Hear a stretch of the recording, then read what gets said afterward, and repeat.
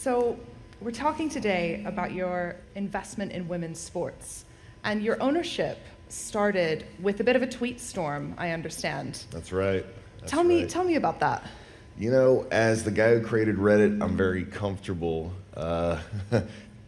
typing away on the internet in real time, for better or for worse. Sometimes it gets me in trouble, but this was one of those instances where I had seen a team in the NWSL, which is the Professional Women's Soccer League or Football League in America, had just sold for about $3 million. And one of the star players in that league, this woman, Megan Rapinoe, I didn't even follow this sport, but I was aware of her, you know, because the women's national team in America was so good, so great. In fact, I thought, well, it doesn't make any sense. Like, she's worth at least that much every year in marketing alone. How could a team, an entire team, be worth this little? And by the end of this tweet storm, I said, there's an amazing opportunity in women's professional sports. It's so undervalued. And I'm going to start by buying or beginning, starting an NWSL team. And one day, I believe it can be worth $1 billion.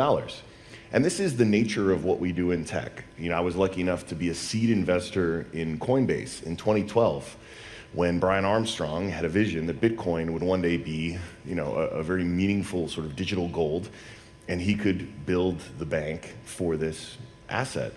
And it seemed like a crazy idea in 2012. But the amount of pushback I got for saying that a women's professional team could one day be worth $1 billion looked so different from the response I got to saying that I believed Bitcoin could be a store of value. And it just goes to show, in this industry, venture capital, we get paid or we get compensated for being early and right. But there are still certain prejudices or sort of preconceived notions that hold people back from opportunities that could have done very well. I spent $1 million to buy that first franchise. This was Angel City FC.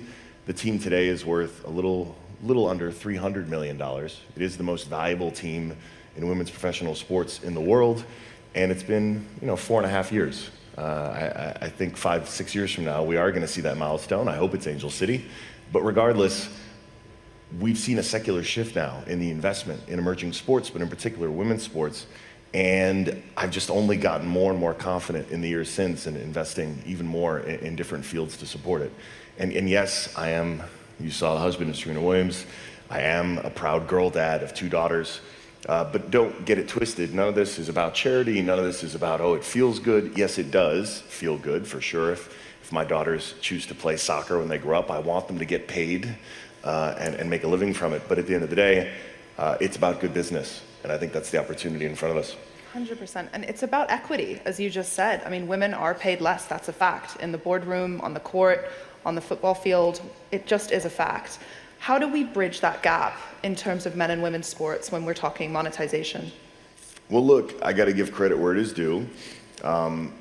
Tennis is the one exception. Tennis is the one sport where you can find this pay equity in many places. Obviously, Serena and Venus had a lot to do with that.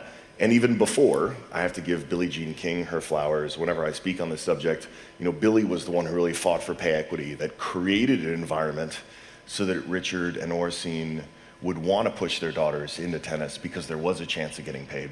So what does it take? I think in the earliest days, it takes advocacy. It takes folks like Billie Jean King to step up and push for it.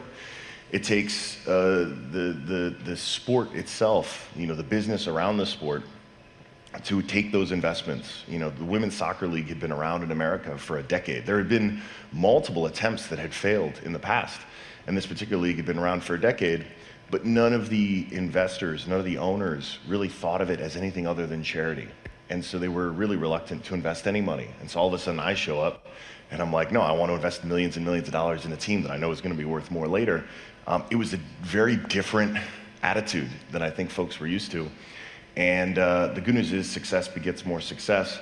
And I think right now you're seeing this sweep, throughout the world. And at the end of the day, everyone realizes, especially these athletes, none of these women are looking for a handout. They all understand that the broader business needs to justify those revenues and those salaries.